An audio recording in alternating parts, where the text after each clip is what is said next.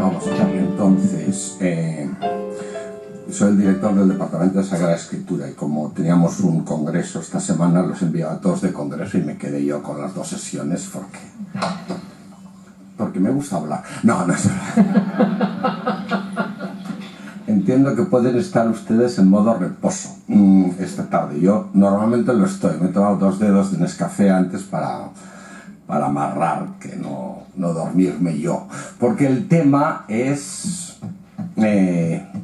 difícil, es del que provoca el modo reposo, aunque no deja de ser un tema interesante. Son 2 sesiones, claro. Yo decía si afortunadamente o desafortunadamente, decía desafortunadamente no sabía que se podía poner PowerPoint, afortunadamente no se puede poner, con lo cual al que se duerma, al que entre en modo reposo, pues le descubriré, no fácilmente. Vale, entonces las 2 cuestiones se refieren a una cosa muy importante, y es que la Sagrada Escritura, a pesar de lo que parece, es palabra de Dios. Quiere decir que no lo parece, puede parecer palabra de Dios las palabras de Jesús, pero él pasa a cuchillo a todos los, a todos los vecinos, porque como pasa en el caso de Jacob, que uno de un pueblo vecino se casa con su hermana porque primero le ha hecho cosas feas, pero después le dice, bueno, para poder casarte, circuncidaros todo. Y cuando estaban en medio del dolor, toda la familia del cuñado se los meriendan a todos, cuando no pueden defenderse. Eso no parece que sea palabra, vale, digo, así humanamente, ¿Cómo entender la Biblia como palabra de Dios? Bueno, sin embargo, este es el primero, y la otra cara de la moneda es cómo interpretarlo. Ya veremos qué son, cómo es la Biblia palabra de Dios, y según lo que es un texto se interpreta. Según lo que quiere decir el autor, lo interpreta el lector. No hay más. Entonces hay que entender adecuadamente los 2 presupuestos, sabiendo que en medio, tanto de la emisión como de la comprensión, está presente la subjetividad del que comprende, que se mezcla en medio y dice, bueno, no es una cosa maquinal, modo internet, hay un sistema binario, presencia, ausencia, se codifica y sale lo mismo. Nunca sale lo mismo. Bueno, esas son las cuestiones sustanciales. ¿Cómo es la Biblia palabra de Dios? ¿Cómo podemos entenderla para no confundirlos? Nosotros, que la Biblia es palabra de Dios es un dato de fe, como decía, al contrario de lo que parece a primera vista. Y no es un dato nimio, porque los hombres necesitamos la palabra de Dios. ¿Recordáis? Claro, ¿qué somos los hombres? Pues como decía Pascal, mitad bestia y mitad ángel, O como decía Hamlet, ¿recordáis? ¿Qué eres hombre sino el arquetipo de la creación y la quintesencia del polvo? Somos una grandeza, pero excesivamente limitada. Somos un ser necesitado. Necesitamos la verdad de las cosas. Y tenemos acceso a verdades parciales. Necesitamos vivir. Ansiamos la vida y nos vamos a morir. Y además necesitamos la vida como somos, como decía Unamuno, ¿verdad? Yo quiero resucitar, pero no en modo lechuga, quiero resucitar con chaqué y con chaleco. Y necesitamos también saber cómo comportarnos, porque una dimensión ética, sabemos qué hacer, porque necesitamos, porque descubrimos que muchas veces tomamos decisiones equivocadas. Si os fijáis, he dado 3 ejemplos de vida, de camino y de verdad, porque la respuesta aparece en Jesucristo, es camino, verdad y vida, respecto de las 3 estas presuposiciones. Pero Jesús dice, las Escrituras hablan de mí. Si comprendéis las Escrituras, me comprendéis a mí. Las Escrituras, la Sagrada Biblia, la Biblia de Israel o la Biblia cristiana, ofrece la verdad de la palabra de Dios, porque lo ha hecho Jesucristo y así lo han transmitido los apóstoles, no porque por la intrínseca razón, porque ellas mismas lo muestren, es por otro motivo. Claro, entonces, y por tanto, si son palabra de Dios, son verdaderas. Eso también tiene sus problemas, que sean verdaderas. El primer problema, como os he dicho, es la mera enunciación. Decía un exegeta protestante, un poco de manera provocadora: los cristianos creemos en Dios no por la Biblia, sino a pesar de la Biblia, ¿no? Digo que es porque hay cosas que desconciertan, ¿no? O un modo secularista de aquel chavalillo que dice: ¿qué te han explicado hoy en el colegio? Y dice: bueno, me han explicado cómo los israelitas salieron de Egipto. Y de cómo salieron. Que bueno, no, estaban en el aeropuerto de Ben Gurión, de Tel Aviv, salieron, lo rescataron de Egipto, unos hicieron un movimiento para proteger de tal, los subieron en el avión y los volvieron a excelente. Y entonces, dices: bueno, pero eso es increíble, en el siglo XX antes de Cristo. Dices: bueno, es que si te explico si te digo lo que me explicaron, no te lo creerías tampoco. A veces aparecen en la Biblia cosas que parecen inauditas, ¿no? Claro, frente a esas cosas, una solución que toma la cosa intelectual, el secularismo intelectual moderno, dice: bueno, la Biblia es palabra de Dios. En cierta manera es la expresión religiosa de los hombres llenos de Dios que explican cómo Dios es así. Y eso enseguida nos ayuda. Es la versión existencialista de un tipo que se llamaba Bullman, ¿no? Bueno, eso se expresa en la indigencia de Dios y me sirven a mí para entender la indigencia de Dios, y así me habla Dios a través de lo humano, ¿ok? Ellos lo expresan en modo mítico y yo lo expreso en modo racional, ¿no? Es absurdo creer en los milagros y creer al mismo tiempo en la electricidad. Se puede hablar de milagros cuando no se habla de electricidad o de radio, de internet y tal. Cuando si hablamos un lenguaje técnico, no podemos hablar de milagros, tenemos que hablar de otra cosa. ¿Ok?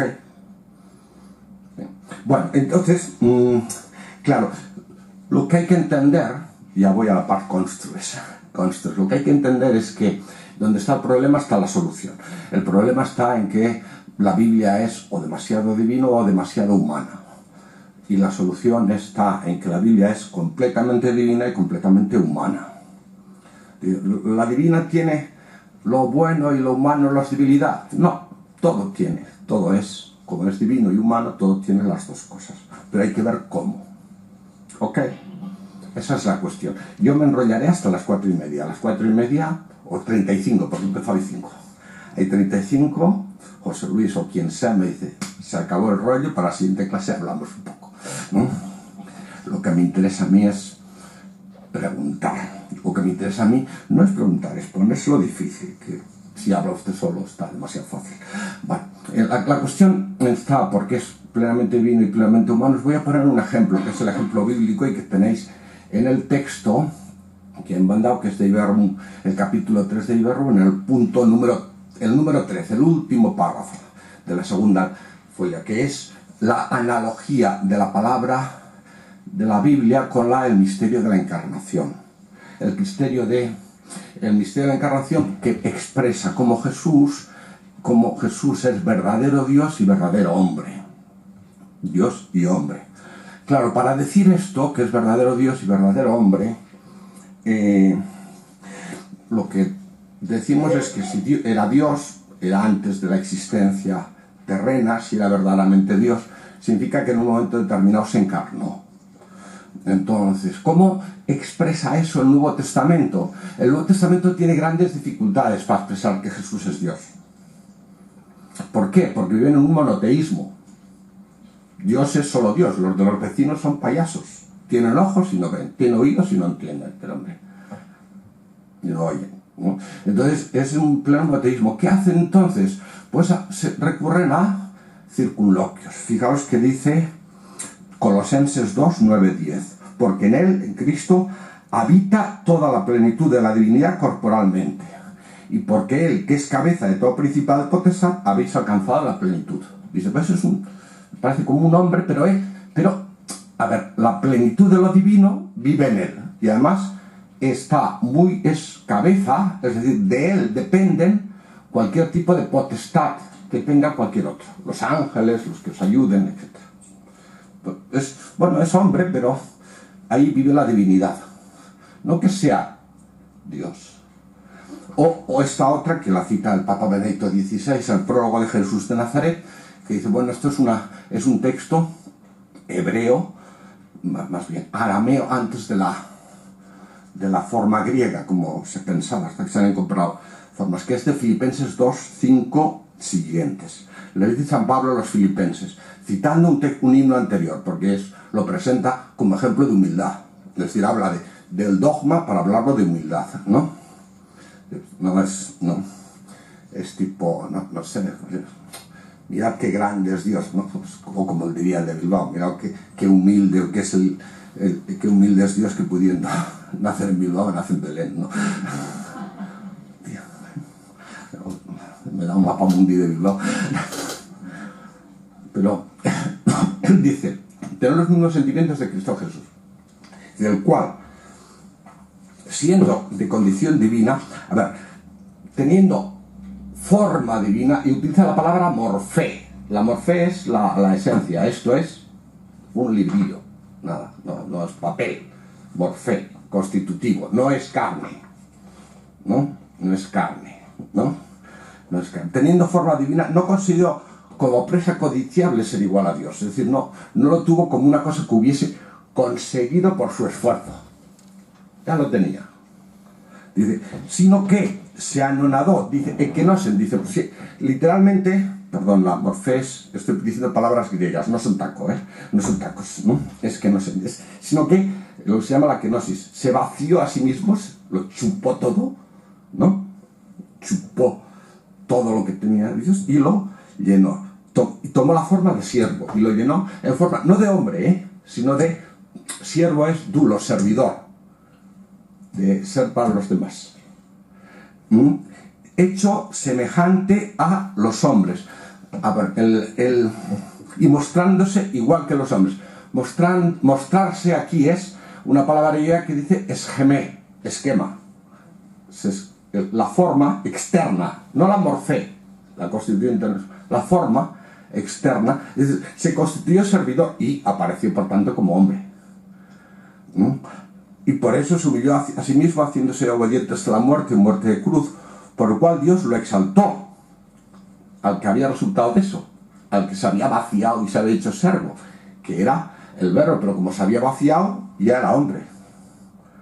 Y le dio nombres, sobre todo nombre, para que el nombre de Dios se doble toda rodilla en los cielos, en la tierra, en los abismos. Es una manera que tiene el San Pablo y el que lo compuso antes, si es que lo tomó de ahí, que probablemente es así, de expresar cómo Cristo es, cómo Jesús, siendo hombre, es Dios. Claro, dice, bueno, puede ser un poquito más bajo de Dios. Esto lo admite perfectamente, esta frase. Pero tienes todos los textos del Nuevo Testamento, como el que os decía, el Padre y yo somos uno, etc. ¿Qué ocurre con esto? Hay muchas expresiones. La teología, profundizando en eso, meditando, dice, ¿cómo es la encarnación? Llegó a la conclusión de que era una sola persona, como sujeto de operaciones, y una doble naturaleza, completamente divina y completamente humana, con dos naturalezas, una divina y otra humana, que no se mezclan, no hace una forma intermedia. Había alguien que hablaba de una forma intermedia, que era Arrio, dice, la naturaleza humana, divina, perdón, ocupa el lugar del alma en la naturaleza humana. Dice, no, eso es un bicho, es como un tío con alas, ¿no? Eso no es dos naturalezas, que le permite comprender y sentir. Claro, entonces, y Calcedonia acababa así, estamos en el siglo V. Siguiendo pues a los santos padres, enseñamos unívocamente que hay que confesar a un solo y un mismo Hijo y Señor de nuestro Jesucristo, perfecto en la divinidad, perfecto en la humanidad, verdaderamente Dios y verdaderamente hombre, compuesto de alma racional y cuerpo, consustancial con el Padre, etc. Hijo único en dos naturalezas, sin confusión, sin cambio, sin división, sin separación. La diferencia de naturalezas de ningún modo queda suprimida por su unión, sino que quedan a salvo las propiedades de cada una y confluyen en un solo sujeto y en una sola persona. Es decir, ¿quién comprende el verbo? ¿Cómo comprende lo que ve a la samaritana? Como hombre. el del verbo, la visión que tiene, los ojos que tiene son de hombre. La comprensión que tiene es como hombre. El hombre, digamos, los sentidos humanos a Jesucristo le limitan, pero le posibilitan comprender como hombre. ¿Ok? Y en ese sentido, como hombre, crece. En su naturaleza humana, es el sujeto. Y, claro, no sentiría dentro de la divinidad lo que le permita sentir la naturaleza humana, su forma humana. ¿Ok? Pero porque pero si no lo toma, lo que no está asumido no está redimido. Si no se hace hombre verdaderamente, nosotros estamos hablando de pájaros y flores, o estamos hablando de la naturaleza de las alas de los ángeles, de cosas así irrelevantes. Vale, y el verbo, obviamente, el sujeto de Dios, se expresa a través de la naturaleza humana. ¿Quién hace los milagros? El verbo. ¿Quién es el sujeto de las operaciones? Dios, el verbo. Pero ¿quién perdona los pecados? Dios. Pero Cristo, fijaos, no dice nunca yo te perdono los pecados. Se te perdonan los pecados. Dios te perdona los pecados. Yo lo declaro. Porque es Dios quien lo hace. El sujeto. En las expresiones. Porque así se hace comprender y ser. ¿Ok? Pues lo mismo ocurre con la Sagrada Escritura, solo que esto, como era una cosa importante, ya en el siglo IV, después de algunos errores, estaba solucionado. El problema de la cuestión de la Sagrada Escritura empezó a plantearse en su dimensión divina y humana sustancialmente en el siglo XIX. Ya estamos todavía en la búsqueda, por eso aparecen esos problemas de los que hemos hablado hace un momento. ¿Ok? ¿Cómo entonces? La reflexión sobre el carácter divino y humano de la Sagrada Escritura comenzó a mediados del siglo XIX, cuando en el pleno desarrollo de la Ilustración y del racionalismo se empezó a decir que la revelación de Dios, la revelación cristiana, no era distinta de cualquier otra religión natural, y lo que presentaba como milagros, pues eran los milagros parecidos a otras versiones, no eran distintos de los mitos, ¿ok? O de la dimensión religiosa.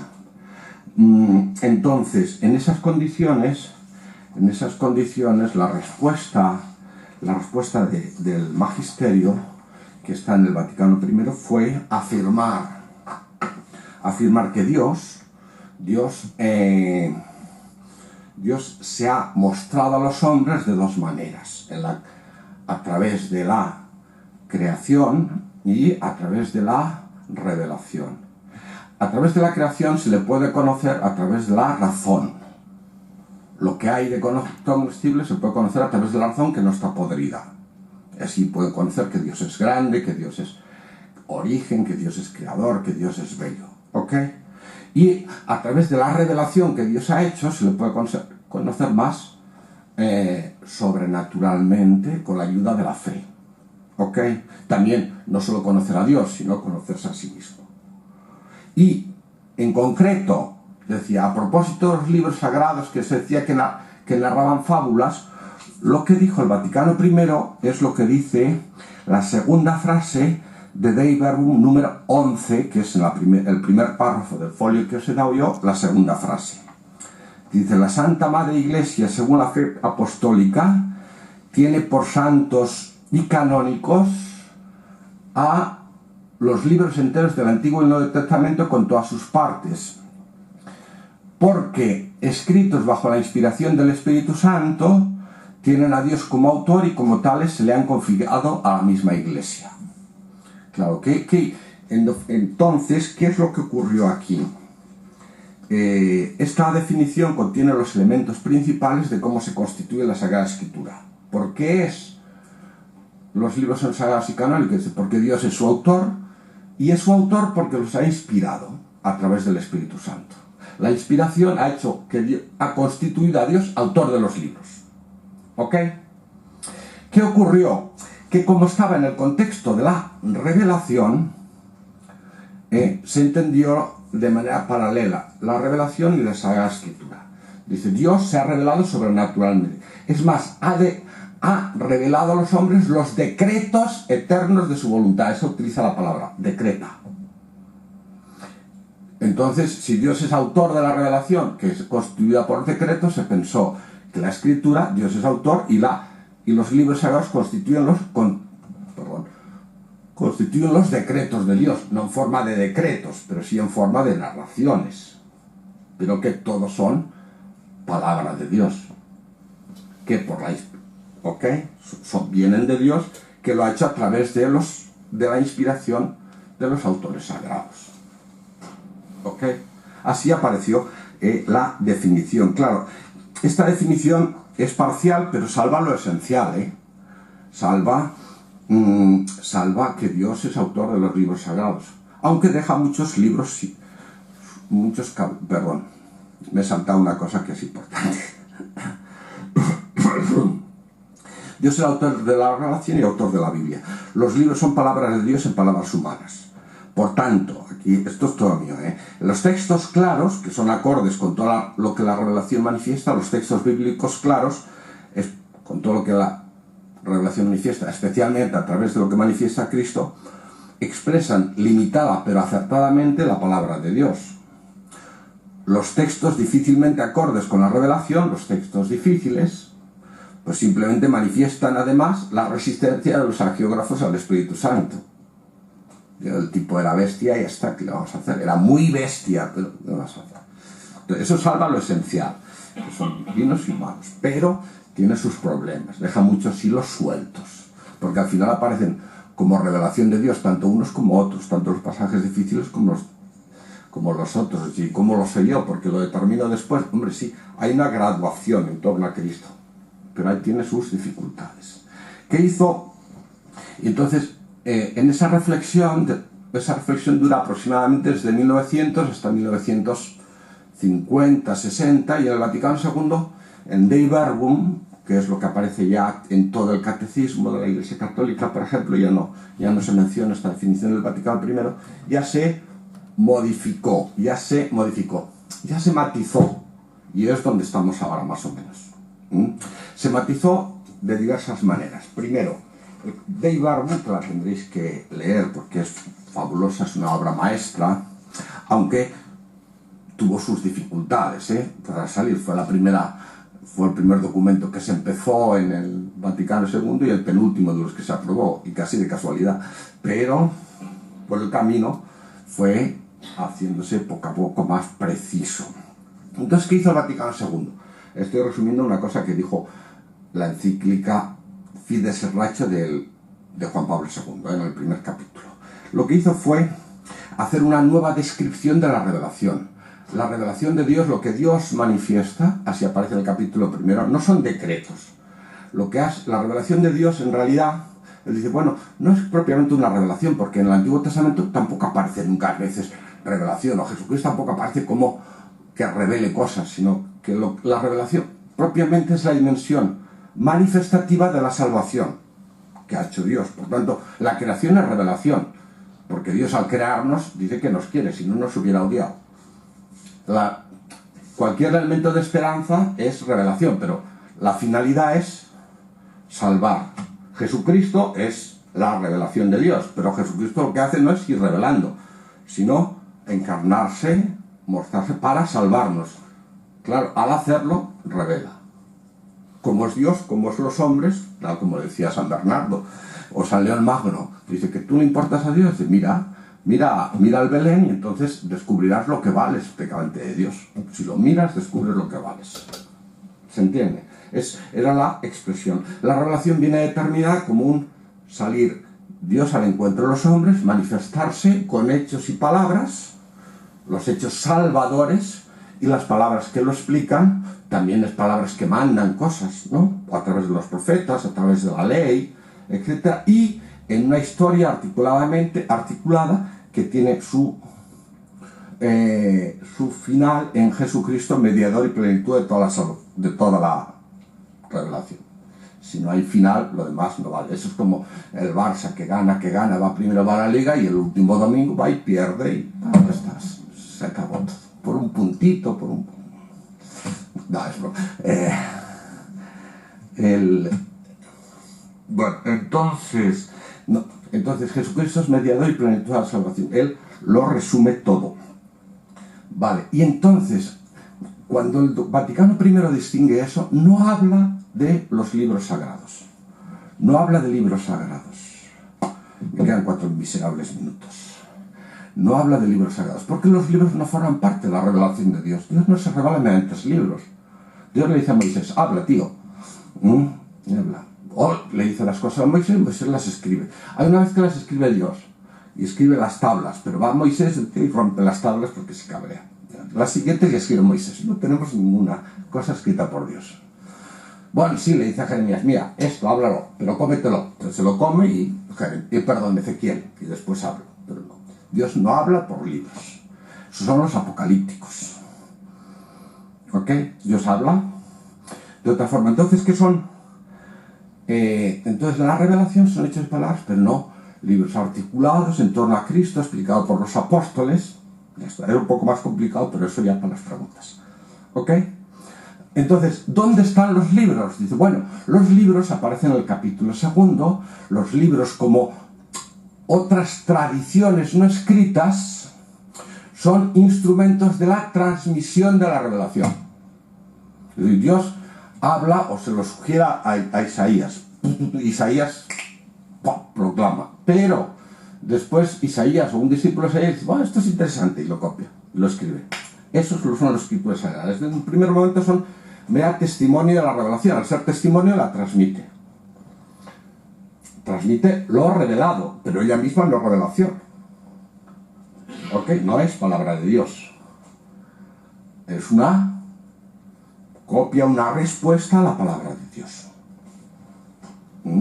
Vale, y así aparece. Entonces, ¿cómo se transmite? A través de libros, a través de escritos y a través de tradiciones no escritas. Claro. En esa transmisión de la revelación hay una diferencia entre la escritura y las otras formas de tradición. ¿Qué pasa con los escritos? Cualquier escrito, cuando transmite algo, lo transmite en el contexto de origen. Cualquier texto, su propio contexto primero. Siempre al transmitir, lo importante es el final. Si alguien no entiende algo, es que eso se pierde. Si un libro nadie lo entiende, se transforma en papel para quemar o para escribir otra cosa. Entonces toda transmisión siempre se actualiza en el destino. ¿Qué pasa con la escritura? Al transmitir algo que conserva el contexto de origen. Entonces lo que nosotros decimos en la transmisión de la revelación es que, y así lo dice también la Constitución, es que al transmitir la escritura, al transmitir la revelación, la escritura la transmite siendo palabra de Dios. Transmite la palabra de Dios con forma de palabra de Dios, y la tradición transmite solo la palabra de Dios. Es decir, transmite, digamos, como el contenido de fondo, pudiendo. Entonces, contenido y forma no se distinguen, ¿no? Pero son formas no originarias de revelación, mientras que la escritura es forma originaria de transmisión de la revelación. ¿Ok? Por eso, ahí, en ese contexto, aparece la descripción de lo que es la inspiración y de las cualidades de la Sagrada Escritura en el capítulo 3 de Dei Verbum que leemos, el número 11. Fijaros, leo los textos que vosotros tenéis delante. Primera frase. Las verdades reveladas por Dios, literalmente es divinitus revelata, aquello revelado por Dios, que se contienen y manifiestan, que se contienen y se expresan en la Sagrada Escritura, se consignaron por inspiración del Espíritu Santo. Aquí aparece la palabra inspiración. El Espíritu, la inspiración, ¿para qué sirve? Para los contenidos, expresarlos en palabras. No es solo ya una fenomenología de escritura, sino que hay una providencia especial, es lo que afirmamos de la inspiración, en esos textos, para transmitir lo revelado. Una providencia que incluye que lo transmitido tenga esa forma, esos textos, porque no solo transmiten lo revelado, sino que lo expresan. Las cualidades del lenguaje. Ok. Después viene la definición que os he dicho. La primera definición. La inspiración está orientada a escribir lo revelado, pero de manera que sea palabra de Dios. A continuación dice, Dios es autor. Claro, dice, la Santa Madre Iglesia, según la fe apostólica, tiene por santos y canónicos a los libros enteros del Antiguo y del Nuevo Testamento con todas sus partes, porque escritos bajo la inspiración del Espíritu Santo tienen a Dios como autor. Claro, ¿Dios es autor de qué? ¿De cada libro o de toda la Escritura? De toda la Escritura y de cada libro. Aquí se refiere a toda la Escritura, de todos los libros, porque es el objeto. ¿Ok? ¿Cómo es autor? Claro, no es un autor, uno puede ser autor como el editor de una revista, el que compone todo. Tal. Dios es autor de manera trascendente. Es autor de la Escritura a la misma medida que es autor de la Iglesia, a la misma medida que suscita y crea la Escritura como tal. ¿Ok? Y a continuación viene una cosa, un siguiente párrafo, que es importante. Pero la redacción de los libros sagrados, en la composición, en la escritura, Dios eligió a hombres y se valió de ellos que usaban de sus propias facultades y fuerzas, de forma que, obrando Él en ellos y por ellos, escribieron como verdaderos autores todo solo lo que Él quería. Eso se refiere a una polémica un poco antigua. Y los autores sagrados son instrumentos. Indudablemente, si Dios es autor, el otro es instrumento. ¿Qué tipo de instrumento? Secretario. Ni casualidad, es instrumento. Como autor. Esto es un instrumento adecuado para beber. La botella, digo, ¿no? O para transportar el agua. ¿Vale? Así es. Pero, a ver, pero no es... Puede servir también para abrirle el ojo a José Luis, pero digo, para moratar a alguien, ¿no? Okay, o para despertar, o para lo que sea, ¿no? Pero no es lo adecuado, ¿no? ¿Se entiende? ¿Quién es el instrumento adecuado que engrandece, que escribe un libro? ¿El secretario? Pues no, su autor. El que lo determina absolutamente todo. Perdón. No, ya, si alguien puede seguir durmiendo. No he echado, se me ha escapado. Es decir, el que lo determina todo. Es decir, que el autor, el libro es plenamente humano de su autor, que es responsable. Literariamente, todo depende del autor humano. ¿Ok? Pero Dios es el autor causante. Obra en ellos y a través de ellos. ¿Cómo obra en ellos? Les da un pequeño chute para que se superen. Lo que sea, no sabemos que la inspiración es precisamente eso, es ser chutado por el Espíritu Santo. Es un poco siendo uno mismo, sacando lo mejor de sí mismo, eso es, ¿no? Como autores que transmiten eso. Entonces es instrumento, Dios es autor y instrumento, pero lo es siendo su autor. Entonces los libros se reconocen en su sentido según lo que son sus autores humanos. ¿Quiénes son los autores humanos? De toda la Escritura, la Iglesia. De cada libro, cada uno de su autor. Dios es autor tanto de la Iglesia causante, de ese autor causante de la Iglesia que causa la Escritura, y ese autor causante del cada autor sagrado que es literalmente el autor de su libro. Plenamente humano, plenamente divino. Lo que hay que buscar en ellos, lo dice después, es lo que Dios quiso hacer constar para salvarnos. No son libros de ciencia, aunque contengas informaciones relativas a la ciencia. No son, pero eso, claro, como uno tiene como verdad, pero no son libros de poética, aunque contengan textos poéticos, que pueden ser modelo de poesía. Es la verdad que orientada a la salvación. ¿Qué consecuencias tienen esto? Y acabo, porque son ya hay 40 y solo dejaré 10 minutos.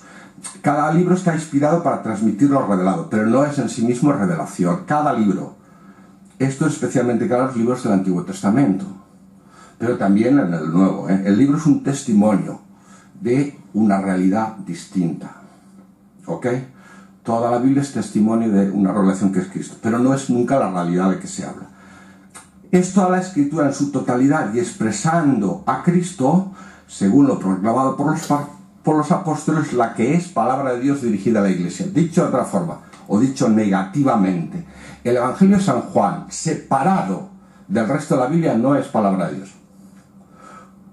Un ejemplo lo tenéis, se han descubierto también en textos paralelos, incluso gnósticos, palabras de Cristo que por el estilo se llaman los ágrafa, que por el estilo es evidente que las pronunció el Señor, pero no ha sido recogido en los Evangelios. ¿Ok? Y otras, pero otras pueden no serlos, pero no son palabra de Dios, aunque sean de Cristo. Bueno, es que San Mateo añadió eso por su cuenta, por lo de Mateo es palabra de Dios, expresión, y lo que pronunció Jesús tras recogido por otro no lo es. Porque no está, porque la palabra de Dios en la Biblia llega inspirada a través de la Biblia en la Iglesia. ¿Ok? O sea, un libro no está inspirado hasta que no es canónico. Un libro no es palabra, está inspirado, perdón, pero no llega a su finalidad hasta que no está toda la Biblia junta y expresando a Jesucristo. En ese sentido, ¿qué es la Biblia, según el Vaticano II? Pues es el instrumento que Dios da a la Iglesia para que la Iglesia pueda medirse a sí misma según la palabra de Dios y pueda proclamar la palabra de Dios. ¿Vale? Son y 42 y me niego a decir nada más. 10 minutos porque después quiero que haya 10 minutos para descansar quien quiera, y el que quiera seguir hablando, pues hablamos. ¿Alguien tiene algo? ¿O ha sido demasiado petardo para las 4?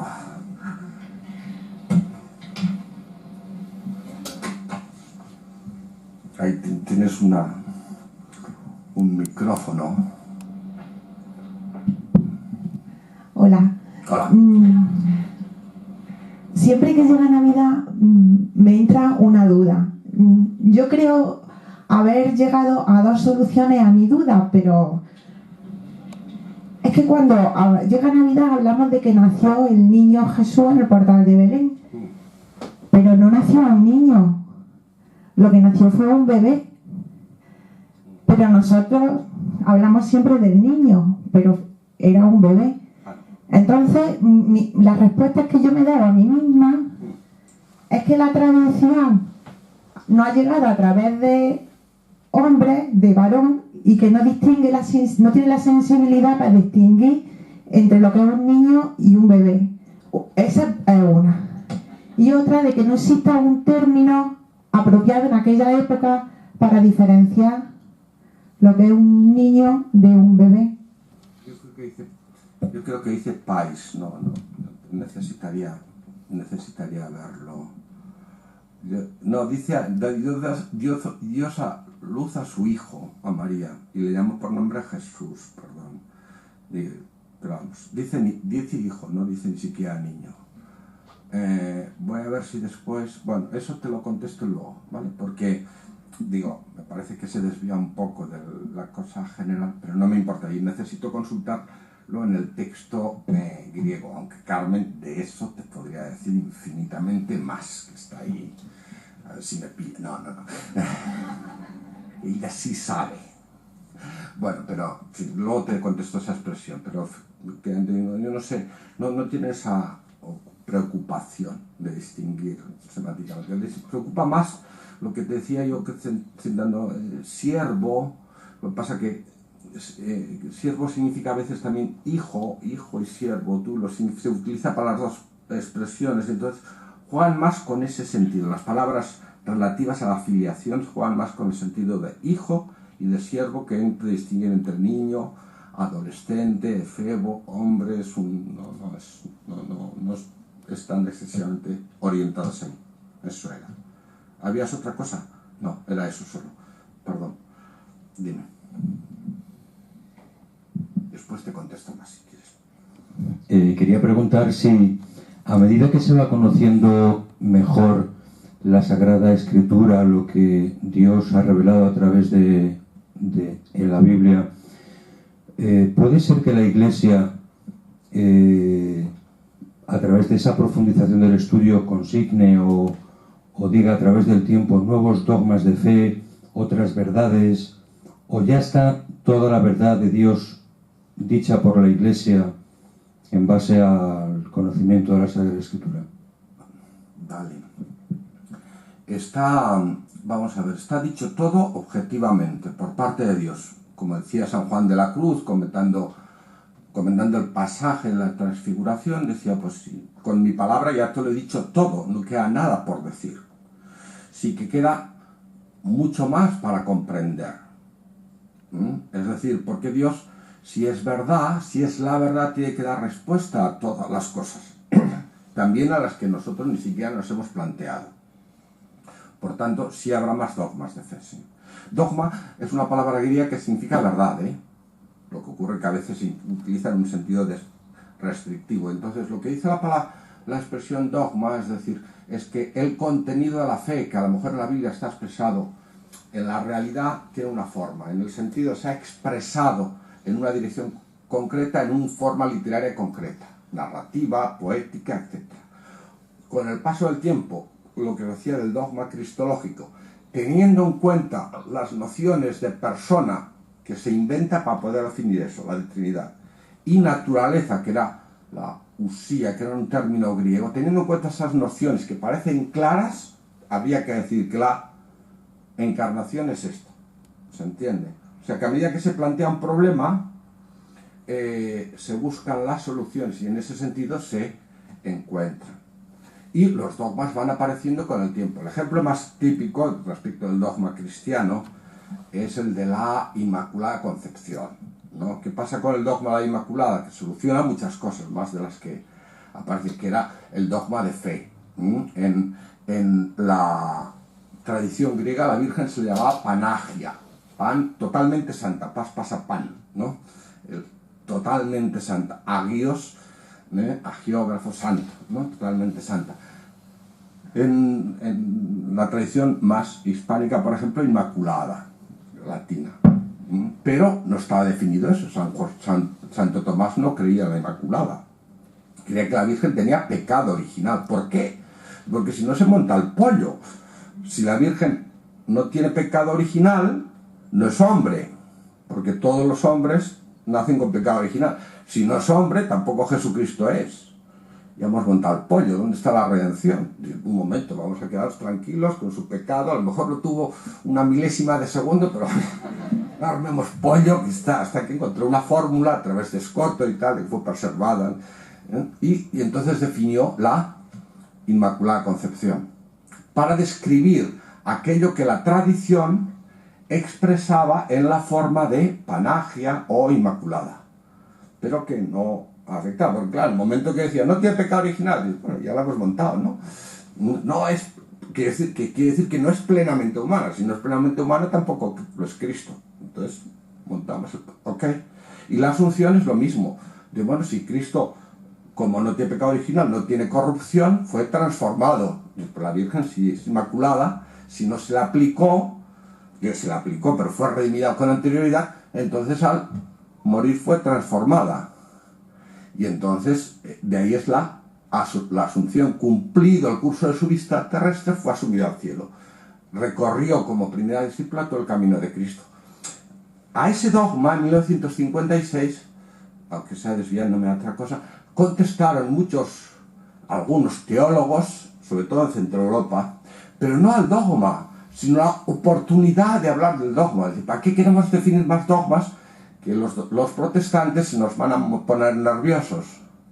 Si ya lo sabe todo el mundo, pero Pío XII y los latinos nos gustaba más el dogma y ganaron. Entonces es una cuestión de oportunidad, no del contenido, que ya estaba todo claro y estaba expresado así. En ese sentido pueden aparecer más dogmas y lo lógico es que aparezcan con el tiempo, a la medida que vayan apareciendo. Unas cosas que en la fórmula, con las fórmulas, con las palabras que se expresan, tienen carácter normativo, porque expresan según esa categoría de pensamiento la verdad de fe que la Escritura expresa de otra forma. Y que es capaz de responder a unas preguntas que formulan la historia, a las cuales la Escritura directamente no respondía. No era capaz de responder si no se traduce en esa categoría. ¿Ok? Tenéis ganas de descansar, yo os veo venir, ¿eh? Pues nada, vamos a descansar. 51, pues hay uno, empezamos, ¿eh? Yo le contesto a quien sea ahora. Puedes tomar un poco de agua, un poco de fumar un piquillo, lo que sea. Vale todo.